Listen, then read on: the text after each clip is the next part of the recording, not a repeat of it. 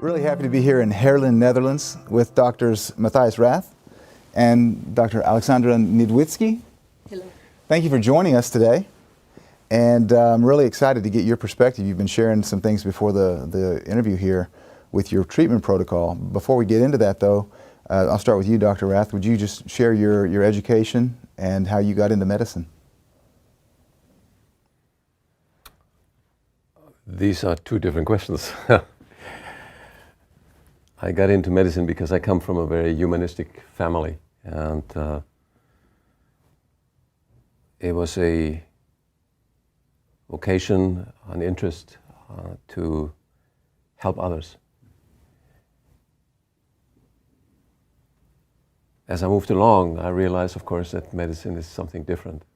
But I tried to keep, until this day, I tried to keep this very essence of serving others, as we will reflect on this interview. I graduated from the University of Hamburg in Germany as a medical doctor. Held positions at the university there, University Clinic in Hamburg. Later moved to the German Heart Center in Berlin before accepting the position of head of cardiovascular research at the Linus Pauling Institute, which of course led into various fields of research, including cancer, as a sequence from that. Dr. Alexandra? Same question. Okay. I have a PhD in biochemistry from the University of Warsaw in Poland. And later on, I did my postdoctoral work in the field of molecular biology of cell division at the Rockefeller University in New York. And then later I started my work in the area of mechanisms of aging at the University of Toronto in Canada. And aging projects actually brought me to work, to continue my work at the Linus Pauling Institute in Palo Alto. That's where we met, and a few years later we decided to launch our own research organization after the death of Professor Pauling. And that's what connects us, what has been connecting us over the past 2 decades. Yeah, and we started working on common projects in the area of heart disease, the role of micronutrients in heart disease, and expanded to cancer, and also infectious diseases and other chronic, mostly chronic health problems that people suffer today. You mentioned Dr. Pauling, Linus Pauling. Most people realize that he was associated with vitamin C.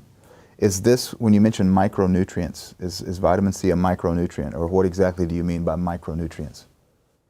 Yes, vitamin C is a micronutrient. Generally, micronutrients comprise vitamins, minerals, trace elements, certain amino acids, phytochemicals or phytobiologicals, as we call them, extracts from plants, small molecules that have a distinct metabolic role in the cells of the body. We're fighting a war on cancer that began in 1972, I think, according to President Nixon. So does it make sense to you to be fighting a war? Because in a war, there's people dying. I mean, is that the right approach to have a war on cancer? Dr. Niedzwiecki. Yeah, there are so many casualties of this war, and the end of this war is not even in sight. And one of the reasons why this war continues is the money that are being made in this war. And this refers to the treatments, so-called treatments that are being used in cancer, namely chemotherapy and radiation.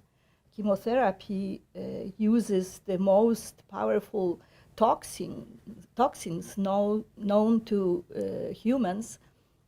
And these toxins, of course, are being sold to us as substances that can kill cancer cells. But these substances also annihilate healthy cells in the body damage its organs, which make the recovery from cancer almost a miracle, impossible. And also the very substances that are being used to fight cancer are cancer-causing chemicals. So instead of eliminating cancer or curbing cancer, we are inducing, generating new cancers. Not a bad business model if you're in it for the money. Big pharmaceutical companies producing the drugs to treat cancer that are then actually causing cancer. Dr. Rath, I've seen you've written extensively about big pharmaceutical companies. What do you think about that? Unfortunately, Ty, you're right.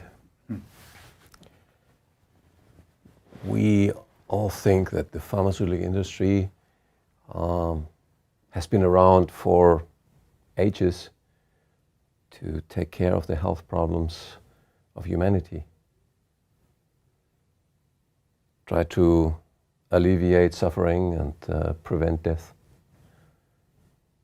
Very few know that the birth hour of the pharmaceutical industry is actually a deliberate decision by a handful of people on this side and on the other side of the Atlantic Ocean to define disease as a marketplace and build what has now become the largest investment industry upon that simple thought. So cancer is just one element of this unspeakable business of defining diseases as a marketplace.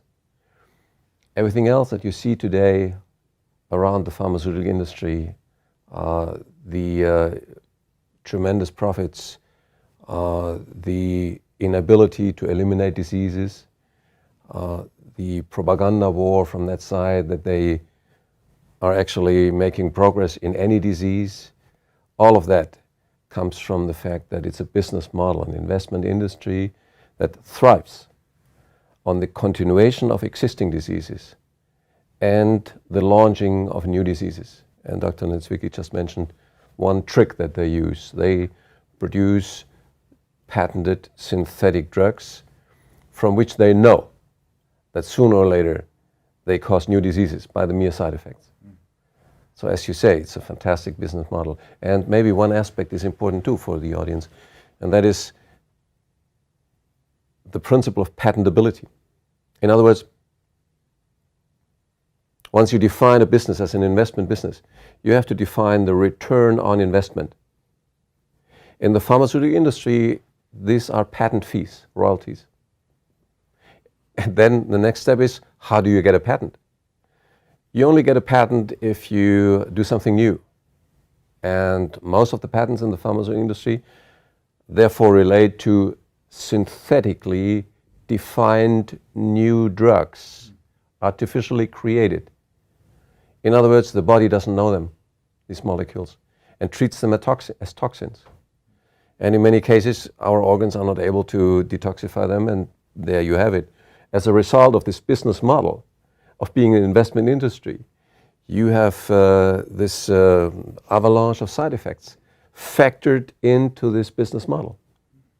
Yeah, and another aspect is that the majority of drugs that are being used to treat our diseases are the drugs that treat only symptoms, not underlying causes of diseases, just to make sure that your numbers looks better and there is less cholesterol or sugar in your blood, but the disease continues.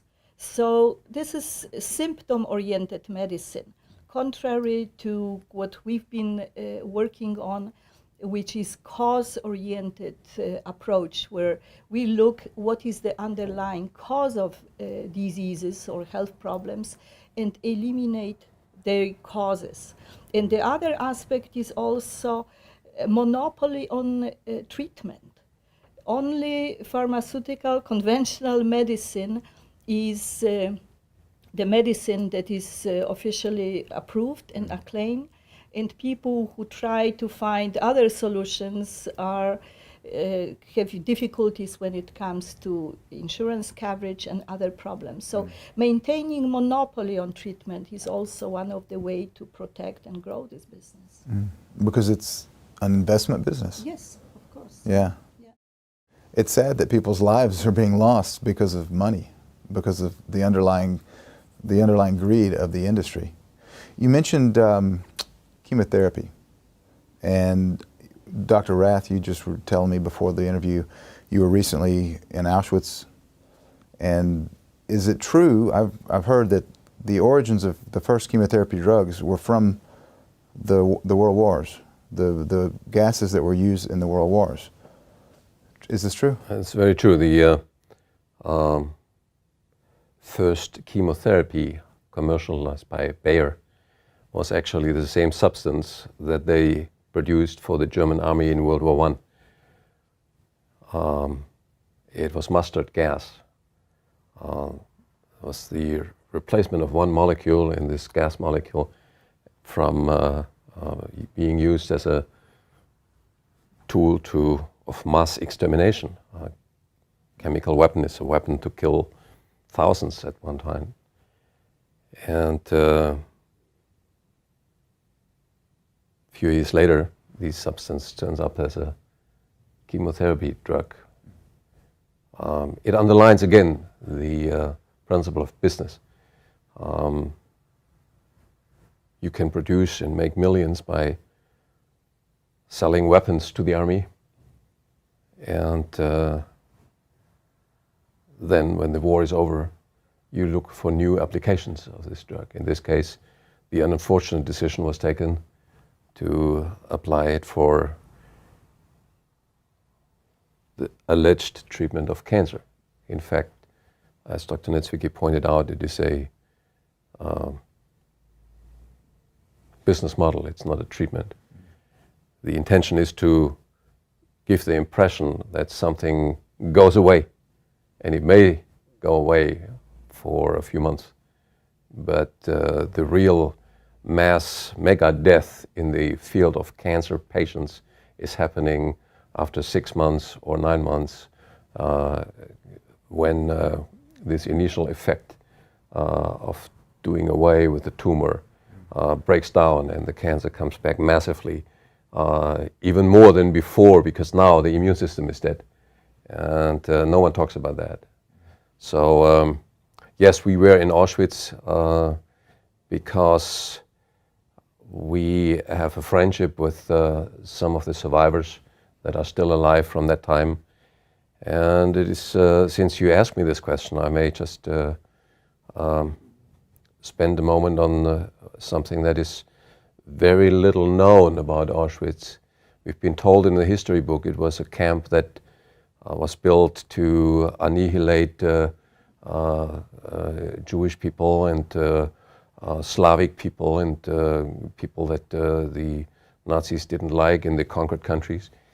But what made Auschwitz the mega death extermination camp was actually the decision by Bayer, Höchst and BASF to build the largest industrial plant of wartime in Europe.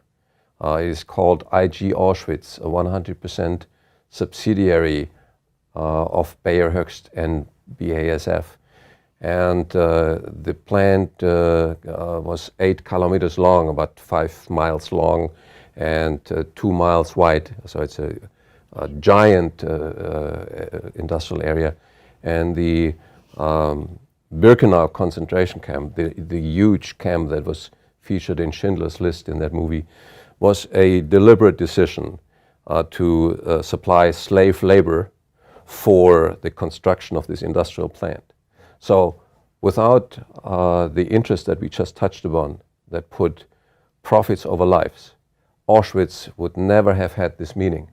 The decision of Wannsee, which was the decision by the Nazis to exterminate the Jewish people, was taken roughly 1 year after the decision of IG Farben to build this plant. So the Nazis used the death apparatus that was already existing because of the slave labor camp being in existence. The chimneys were burning, IG Farben was not taking care of the sick people.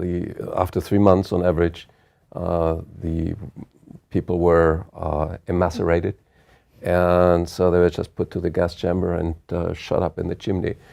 So I used a few more sentences than normal to exemplify, if we are talking today that there is an industry among humanity that sacrifices millions of lives or puts them at risk for profit, we are sometimes, you included, being attacked as being out of this world, conspiracy people. Now, we turn around, we look at Auschwitz, we look at the industrial plant, we look at the concentration, extermination plant being built, initially built, to serve as slave labor camp for that purpose. And we can say, they've done it before. Yeah, to add to it, there were employees of Bayer, doctors, who were conducting medical experiments on prisoners and in testing a variety of drugs that are being sold until this day. So they were tested on innocent people in the inhumane conditions in the name of profit. And these were not crazy and cruel SS doctors who conducted those experiments. These were employees. These were employees of the pharmaceutical company Bayer. And we have a website, Profit Over Life, that presents original documents from the Nuremberg trial of IG Farben, and where all this information is available. And we are encouraging everybody who watches this movie to go and learn about historic truth. I'm a German. I didn't learn anything about that. I was 35 years old when I learned about Bayer, BASF, the largest pharmaceutical companies at that time, were actually building or responsible for the extermination camp at Auschwitz. And then I wanted to know more, and there was nothing. So we finally found in the archives of the U.S. In Washington, the U.S. National Library, the records of case number 6 of the Nuremberg War Crime Tribunals. We are told that there was only one tribunal against the main war criminals, but in fact there were 12. Number 6 was against Bayer, BASF, and Höchst. At that time, they were forming a cartel by the name of IG Farben. And that whole case lasted an entire year against 24 managers of these pharmaceutical and chemical companies.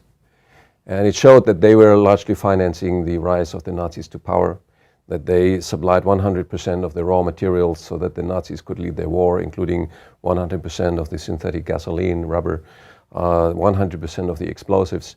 The report came to the conclusion, the US prosecutor said, without IG Farben, World War II would not have been possible. In other words, we have to redefine history. Even if we talk about cancer today, we need to know those things, that these interests for expanding patented product markets worldwide, they were risking eventually, they were responsible for the death of 60 million people in World War II. And that shows you the dimension of the topic that we are talking about today. There's nothing, absolutely nothing, that these interests will not do if the profit is high enough, then and now. Yeah, and those activities didn't end with the war and with the Nuremberg process, because the head of Bayer pharmaceutical company, who was sentenced to 6 or 7 years of prison, was released after 2 years, and for the next 10 years he served as a chairman of the board for the same company, Bayer. So there are many other examples. The head of the company, Degesch, that was providing the gas Cyclone B used to gas innocent people, the same, return to his position. But talking about making the connection to our topic today, Dr. Niedzwiecki mentioned Fritz Termer, the head of Bayer, who was sentenced for 6 years in Nuremberg and returned to the position of supervisory board of Bayer, essentially immediately after the war. So a war criminal, a convicted war criminal, becomes head of the largest pharmaceutical company at that time. During the first half of the 20th century, no less than 9 Nobel Prizes were rewarded or awarded for vitamin research, for the benefit of vitamins for human health. In 1963, the German government, under pressure of Bayer, under pressure of then the supervisory board head Fritz Termer, launched what is called a Codex Alimentarius Commission, with the goal to make sure that vitamins and the benefits of vitamins for human health are being eliminated worldwide. So you can see, it is not just you and us talking about cancer. There's a century-long tradition of crime against human health. And when you follow that track, a lot of the things we will be talking about today will become easier to understand for the people that watch this interview. Wow. So they've done it before. It shouldn't surprise us that they're still doing it now. Very true. Yeah, and chemotherapy business is also a wonderful example of multiplicator because the side effects that chemotherapy produces is the reservoir for prescribing other drugs, bone marrow transplants. This is the results of chemotherapy, bleeding from the intestines that requires drug, anti-nausea drugs, and many others, changes in the brain. There is even term for it, it's called chemobrain, because the chemotherapy affects so many organs in the body, and it's the reason for prescribing more drugs. So chemotherapy multiplies the business, and this is why it lasts until this day. It's Wow. hard to imagine. It is. It is. But thank you for sharing the history there, because it's really the history that's been rewritten, right? The history that we are taught now is not what actually happened. Ty, if we are not learning from history, and I'm quoting a philosopher, we are sentenced to relive it again. And I wasn't born as a historian. I was a scientist, a doctor. And after publishing this initial new concepts on cancer and heart disease with Linus Pauling, I felt the world will embrace us. They will say, this is great. Fact is, we were being fought for every single advance in natural health. There were more than 100 lawsuits that the status quo, the pharmaceutical lobby, has been bringing against myself, Dr. Niedzwiecki, our research, over the past 15 years. More than 100 times we were dragged into the courtrooms for one goal. These interests did not want us to talk today, or for that matter, to inform you what we have found out about the most common diseases can be greatly reduced, maybe eventually largely eliminated with the knowledge we have today. The fact that we're doing this interview now shows they didn't succeed. And the main reason why we succeeded, actually summarizing it in one word, was science. We could prove it. So if we will touch upon the scientific details later on of our research, they have been jacked in more than 100 litigations for their validity, for their truth, and for their use for the people on this planet. So it's science-based natural medicine. That's Yes. what it is. Science-based. Science-based and court validated, if you want it. Oh, 100 times. Yeah, we call it cellular medicine Cellular because we look at the beginning or development of health and disease at the level of smallest units of our body, which are cells.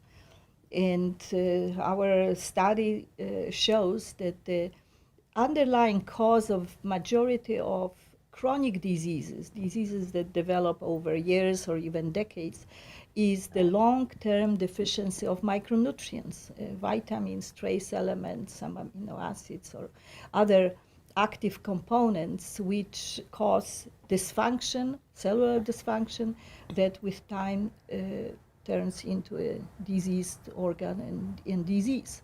And therefore, since we know the underlying cause of these health problems, we also can develop effective solutions to alleviate those. So with cancer specifically, you look over the last 100 years, the lack of micronutrients being one of the causes makes a lot of sense, because look at the depleted soils, the food's no longer food, it's being genetically modified and so forth. It makes sense that we would have a lack of micronutrients in our bodies now. And maybe that's one of the reasons that we've had this increase in cancer. Dr. Niedzwiecki, you were talking about the fact that even though the statistics might say otherwise, there's a huge explosion in cancer over the last several decades. Today, I think everybody knows somebody who got diagnosed with cancer or died of cancer, maybe in our families or friends. So there is a tremendous explosion of cases of cancer that exactly relates to the pollution, chemical pollutions of our environment, soil, food that we eat, all the processed foods that when you read the label, you don't understand half of the ingredients that are in, but all of them have impact on the metabolism of cells. It is known that certain micronutrients, such as, for instance, vitamin C, protects our DNA against the damage that can trigger development of cancer. And many other micronutrients act at the genetic level, and there have been studies showing that micronutrients also help alleviate very many diseases that are of genetic origin, that stem from so-called pleiotropic effect, not the lack of a gene, but small activity of certain enzymes which are coded by the genes. And micronutrients applied in larger quantities are effective in alleviating those symptoms. So. And even in cancer, correct? Exactly. So let's, you're talking about cells. What is a cancer cell? What exactly is cancer? What exactly is cancer? Cancer is a process that occurs in our body all the time. So as we are sitting and talking, there are cancer cells that are constantly created in our body. They do not always lead to the development of cancer because our immune system finds them as abnormal cells and eliminates them. And cancer cell is a cell that escaped biological control that is to which all normal cells in our body are subjected. So cancer cells divide indefinitely. And also cancer cells are immortal. They never die because the genetic program that regulates life and death cycle in those cells has been damaged. And cancer cells also have another ability. They are not happy in sitting in one spot in our body. They invade our organs, and also they metastasize, which means that they escape to other organs. And metastasis is the most dangerous process of cancer, because 9 out of 10 patients die of metastasis, not of primary cancer. And metastasis is the stage of cancer or process of cancer for which there are no treatment. And what is also interesting, there is no much scientific interest in studying metastasis, because about 5, maybe now 10% of funds for cancer research from National Cancer Institute is directed to study metastasis. Imagine the process that kills 90% of cancer patients is not studied in the same proportion. A very small percentage is directed to study metastasis. It's kind of the inverse, right? Exactly. The largest percentage is used to fund the cancer that is not yet spread. Yeah, and or find drugs that eliminate cancer. Right. And I think it probably goes back, you were mentioning earlier, the difference between treating symptoms versus the cause, right? You treat the tumor, you can get a reduction in the tumor size and everything seems to be happy, but then as Dr. Rath said, it always comes back because you haven't really affected the cause. So when you're looking at micronutrients for cancer, Dr. Rath, do micronutrients have any kind of effect on a cancer that might be spreading or metastasizing? Well, yes, it does in several ways. Perhaps it is important to go one step back and explain how cancers spread. Yeah, what you were telling me before, absolutely. Yes. And it relates to what Dr. Niedzwiecki just said. I believe that the largest contribution we made to the field was exactly that we said we are not looking at individual types of cancer, but we are looking at the key mechanism that unites them all. Cells, many cells, migrate within our body at any time. White blood cells, the police cells, they need to leave the bloodstream and enter, for example, the lung to fight pneumonia or any other organ. We have the egg cell in the monthly cycle of a woman that leaves the ovary and migrates into the fallopian tube. All these processes are extremely tightly controlled because they involve destruction of connective tissue, meaning destructing of tissue that surrounds the cell at that moment, mostly collagen or elastin. And this destruction happens with the help of an enzyme or a group of enzymes, which for simplicity we can call collagenases, collagen digesting enzymes. Under normal circumstances, this mechanism is tightly controlled.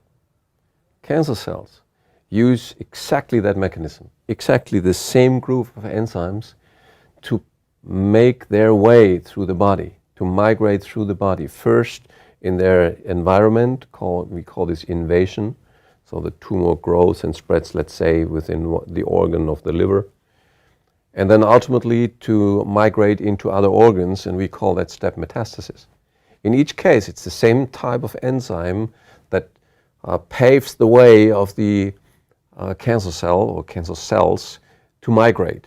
It's probably like an expeditionary corps in the jungle with a machete. They pave their way through the jungle. And what we found out is that we can block these collagen digesting enzymes. And we understand today the key micronutrients that are able to do that. Not chemotherapy, natural substances that are able to block cancer cells from doing harm to the body. And therefore the approach we are going to talk about a little bit more is not related to an individual type of cancer like breast cancer or prostate cancer. It is a common mechanism that we understand today quite well, and that we have developed and tested a composition of micronutrients for in over 50 human cell lines. In other words, any commercial human cancer cell line that is available currently we tested those micronutrients, and they are effective in each and every case. So we are not just talking about an experience of an individual or a test group of people. We have been working on this for the last 15 years, and Dr. Niedzwiecki has been heading this research and has developed it, the group has developed it in many areas, and I'm sure that you can elaborate on this.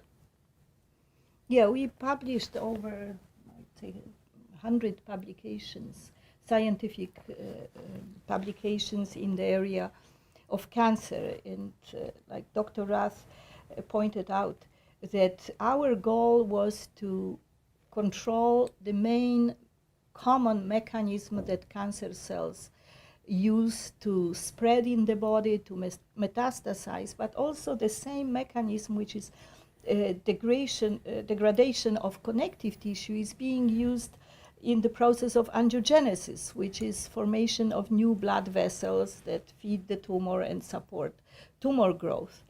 So in our approach, we were looking at the substances, natural components, which from one side can inhibit the degradation of connective tissue, inhibit those enzymes that are involved in destroying collagen and other components, but also the substances which can increase the production of connective tissue, increase the strength and structure of connective tissue in the body.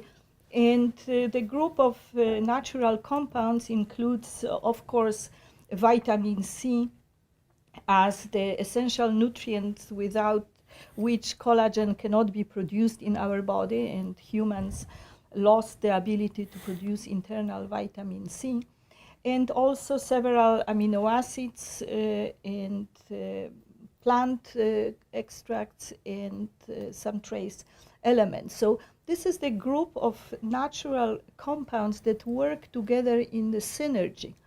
And all our work also in other aspects of health includes application of several micronutrients working in synergy. So our studies have shown that this composition of micronutrients is effective in inhibiting key mechanisms that cancer cells or cancer uses in our body. So these micronutrients can inhibit proliferation or growth of cancer cells, inhibit formation of tumors. They can also inhibit the invasion of cancer cells in the tissue. They are effective in inhibiting metastasis. We tested in several cases the metastasis can be inhibited by 70 up to 80%. And also they are effective in inhibiting formation of new blood vessels that feed the tumor.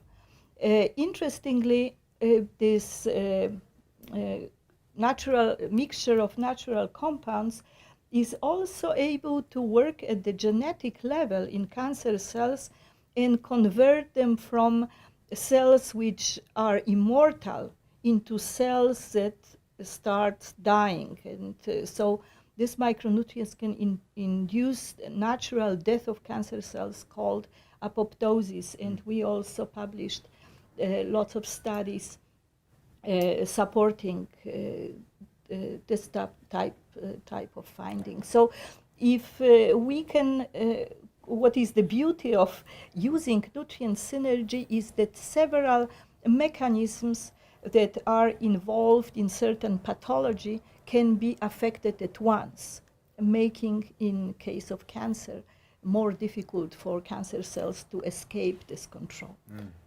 We have, mostly here in Europe, more than 10,000 patients who are using this synergy program, and some of them have survived the predicted death now for 15 years. We have X-ray documentation of many of them, etc. And we've summarized this fantastic work that Dr. Niedzwiecki and her team were leading in a book called Victory Over Cancer. So anyone who wants to get more details on what we're just explaining, it is available for free online Everyone can read it anywhere in the world. There are, to our knowledge, to our understanding, there is no more precise mechanism that has been identified as being critical for the control of cancer than the one we just described.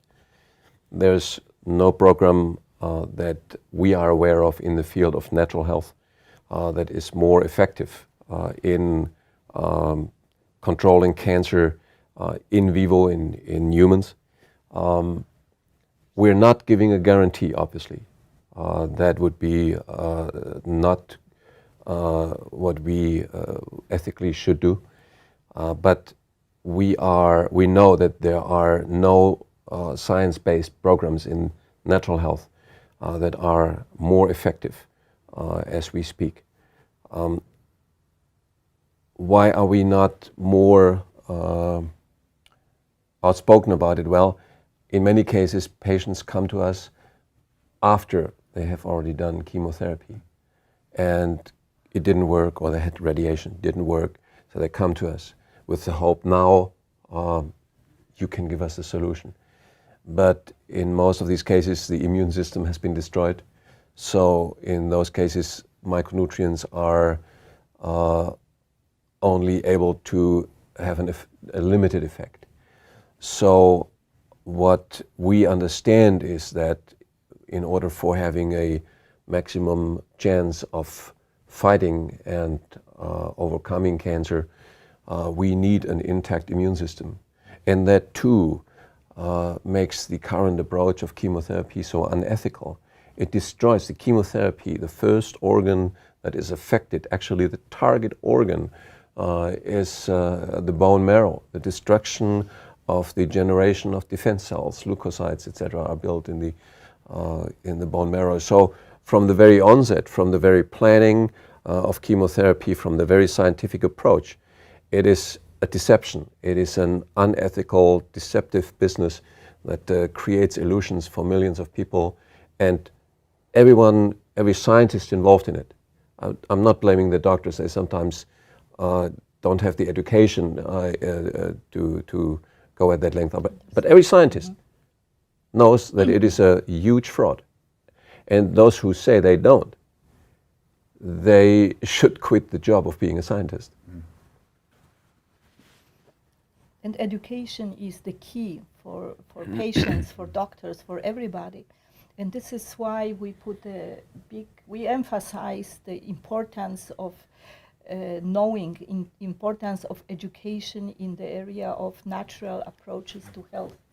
And this is why we make all our materials, publications, education materials free, available to everyone. And if somebody wants to know more details about our scientific work, they should go to our research website, www.drrathresearch.org, where we give access to all scientific work that we published in the area of cancer, and of course in other areas as well. There's an interesting story that shows the transitional time that we are living in. One of our first patients, that's now almost 20 years ago, who went on the program here in Europe, he had lung cancer, and he was given half a year to live and put his affairs in order, and he decided to go on this program, and I think 6-7 months later he came back, and x-ray was taken and there was no more tumor. So the doctor apologized. He said, sorry, you have to come back a week later. We need to repair our machine. It is apparently kaputt, as they say in German. And so the gentleman says, sure, I understand. I come back in a week. And they redid the x-ray. It was the same picture. And then the doctor started to try to find other excuses, because this was a female doctor. She had not seen anything like that. But our patient, he said, well, I don't think I need to come back. I knew I know what I've been doing. And I'm not telling that to add an episode to this conversation. I'm telling it to underline the transformational time, that it is inconceivable for health professionals, for doctors, educated people, that cancer can disappear in a natural way, just go away. Again, we're not promising that to anyone for sure, but this things that we developed is scientifically speaking the most direct way to have a chance to see that happening.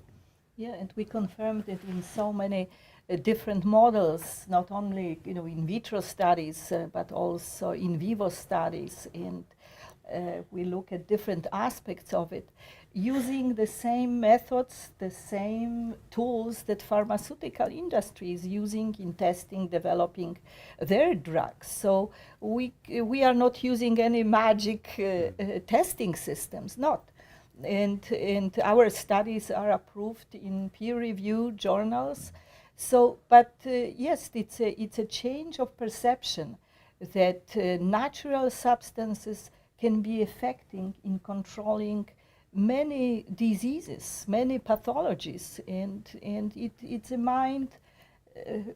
mindset change that it has to occur not only in patients, but also in medical profession as well. And I think that we see, especially in the US, that there are more and more doctors who are open into learning more and also applying natural approaches. So it's a good step, but still there is a lot of work to be done when it comes to education, and also when it comes to science supporting the power of natural substances, because there is scientific proof behind it.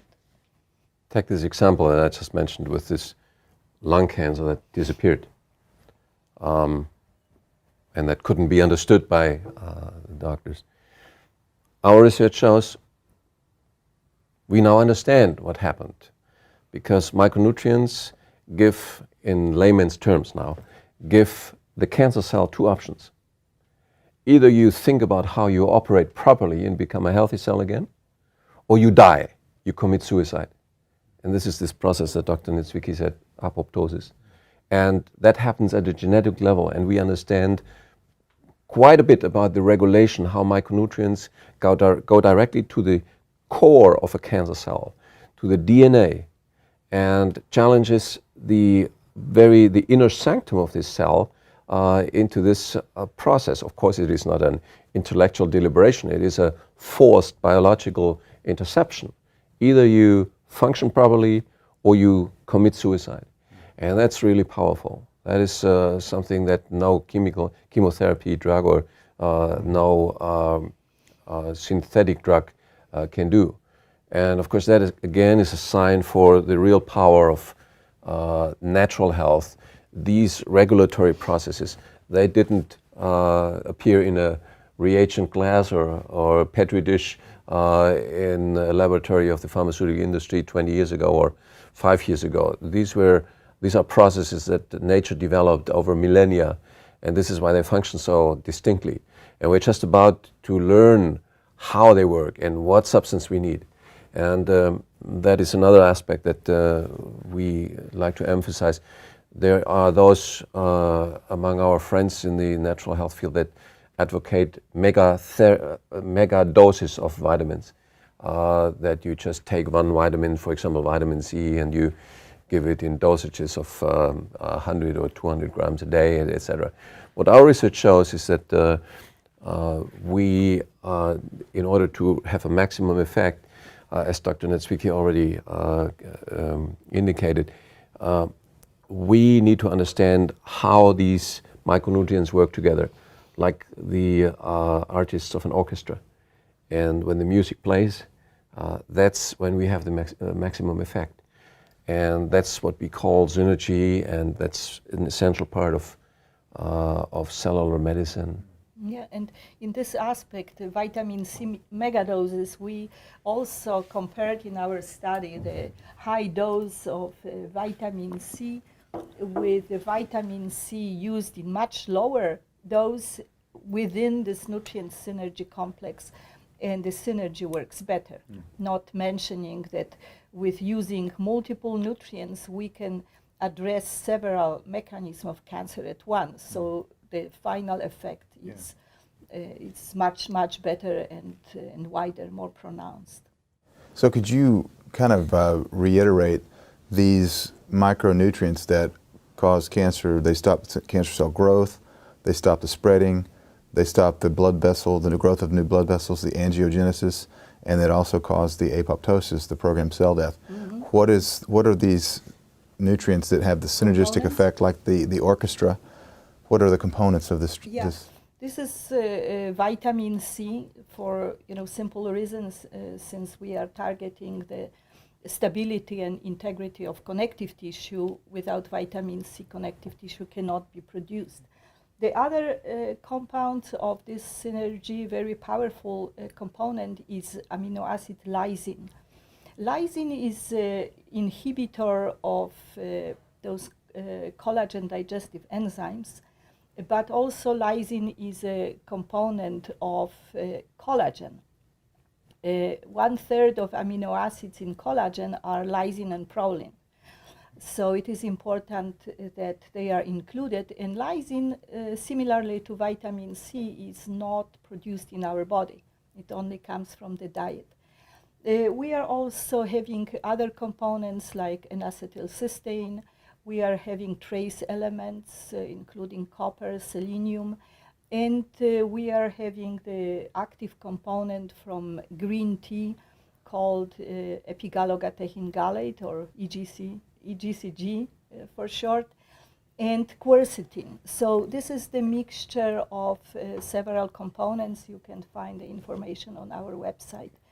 And this is what we tested them. We tested individual compounds, and also we combined them in the synergy. So there are components acting on different mechanisms in our body, including what we see. They also have an anti-inflammatory effect. And what we know from one side, inflammation is associated with cancer, and also long-lasting inflammation is the triggering factor for developing cancer.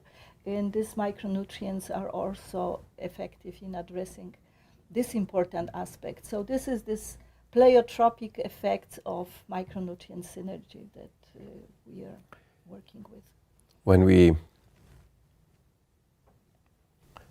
had the first proof of the concept that actually micronutrients are the solution to the cancer epidemic, we were thinking about how to present this to the public at large.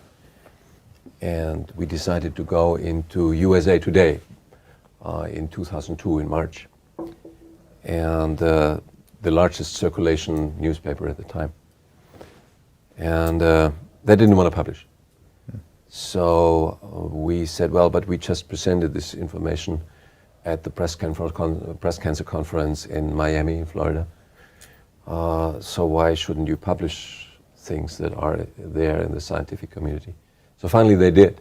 There was a whole page, breakthrough in the natural control of cancer, and listing some of the micronutrients, vitamin C, lysine, proline, and showing some of the research result in layman's terms. Well, that did it.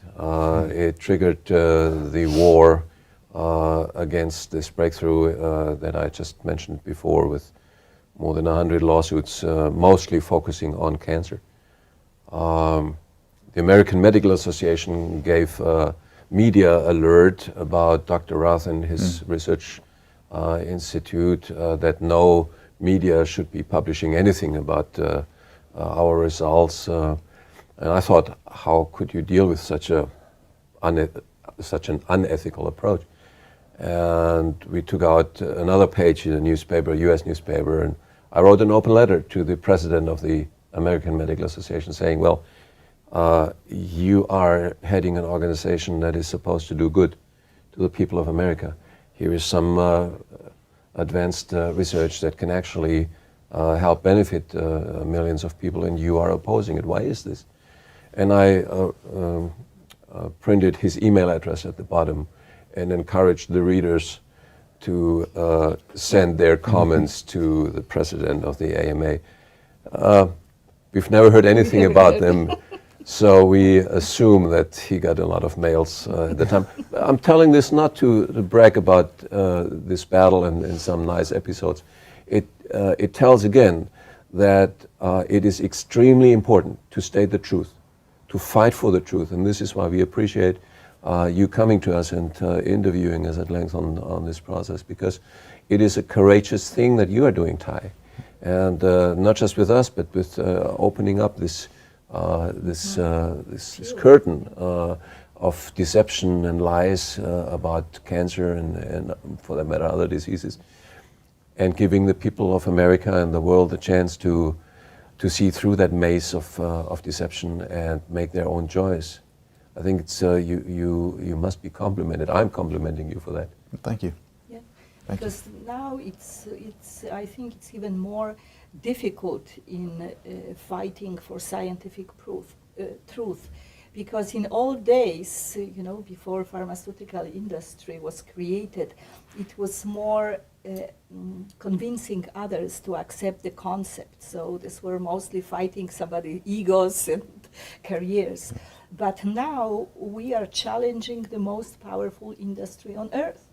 So this is not accepting science, and we see from our other contacts that many doctors, scientists agree with what we are doing and what we are publishing. But there is economic aspect and economic pressure, which is very difficult to overcome, and it is only by education, by spreading information and knowledge to people.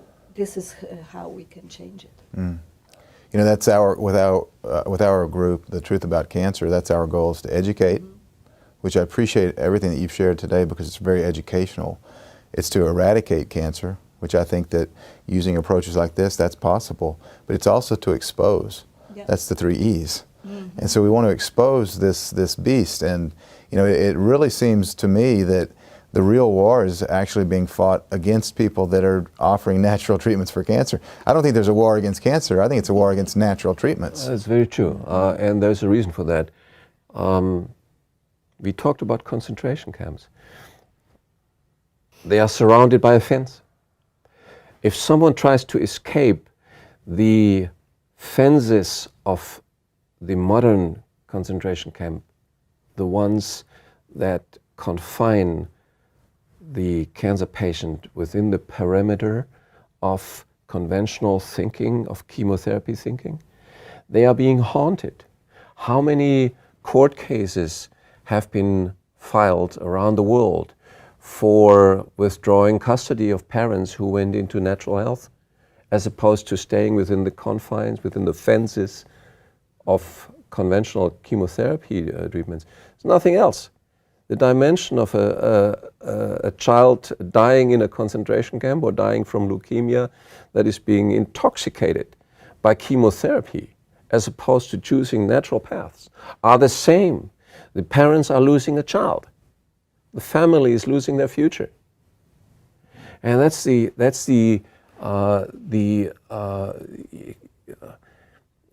deeper dimension of what we're talking about.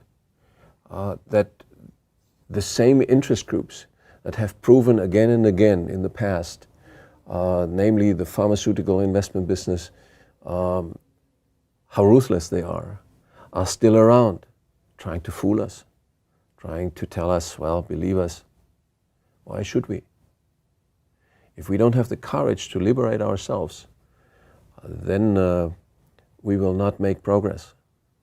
And this is why this is important, that this series that you're doing, Ty, is being kept alive. And I just can encourage everyone who's seeing that show that you spread it and help Ty to get his message around the world and not only tame this beast, but eliminate it, not by violence, but by education. By becoming aware about these 3 E's that you mentioned. Yeah, We need to recognize that the fear is being used in controlling patients, in controlling society. Fear is a very powerful weapon, and fear of cancer is being used in manipulating people. And so by educating, by bringing this knowledge to people, explaining both the basis of the problem, but also, showing about possibility of new solutions to it. This fear is being alleviated. Elaborating on that, Alex, among all diseases, the one disease that the status quo, meaning the pharmaceutical investment business, needs most to continue its business, to stabilize, to cement its system, is cancer. They can afford to allow, let's say, advances in osteoporosis that decrease the number of bone fractures without major damage to its future existence. They can allow progress in this and that diseases to kind of mask their principal business, but they cannot allow cancer to disappear or being identified as a disease that can be regulated or prevented. So long ago, they have initiated what Dr. Niedzwiecki mentioned, the fact of fear. In fact, it's more than that. It's a psychological warfare on humanity that the pharmaceutical industry is leading with the tool cancer. Keeping cancer as a death verdict is the platform, is a precondition for this entire investment industry to continue. Wow. Strong, yeah? It is. Words, yeah. Really amazing information that you've shared. I'd like to stop, but I'd like to ask one more question, because that would be a perfect ending for the interview. But there's one more question I want to ask you, because you just mentioned children that are being taken from their parents. I've had the opportunity to interview several parents that have had their children literally taken from them because they refused chemotherapy. Why have we seen over these last couple decades this huge increase of children with cancer? Well, I will start, but one of the answers is that during the phase of growth of the human body, cancer cells divide naturally, they multiply, otherwise we don't grow. Bones do. Our skeleton expands. And that's why we have already by natural means the risk that certain cancers are developing as in the juvenile age. For example, osteosarcoma, a typical form of juvenile cancer, develops during the phase of bone growth in the epiphysis, the growth zone of the bone. And then we have this effect that chemotherapy is offered as a solution and actually makes those cancers really explode. We have the fact that by now 42% of all prescription drugs currently offered and sold in the United States, and for that matter in the Western world, are potentially cancerogenic according to US statistics. And so we have by the very means of reacting to the problem of cancer, by the way they do it, by the methods that are being used, we have a very strong reason why there is this explosion. Plus, we have lots of environmental factors, nutritional factors, etc. Pollution, yeah. So the same factors, but like Dr. Rath said, that children are vulnerable because their cells are already in this growing phase. It means that the enzymes that destroy connective tissue are active, and therefore, if there is exposure to carcinogenic compounds, these cells can reprogram and start digesting this connective tissue indefinitely, and other changes occur. So it's a combination of different factors. Well, Dr. Rath, Dr. Niedzwiecki, thank you for helping us today to engage in our mission to educate, to expose, and to eradicate cancer. I know that this has been a very informative interview for the viewers, and so I just really thank you for the fact that you're providing science-based natural medicine that most medical doctors say, I want to see the scientific evidence. They've got it with these treatments that you're currently using with these micronutrients. So I thank you for what you're doing, and just keep up the good work. It's great to be on your team. Thank you. Thanks, Ty. Appreciate it. Thank you so much.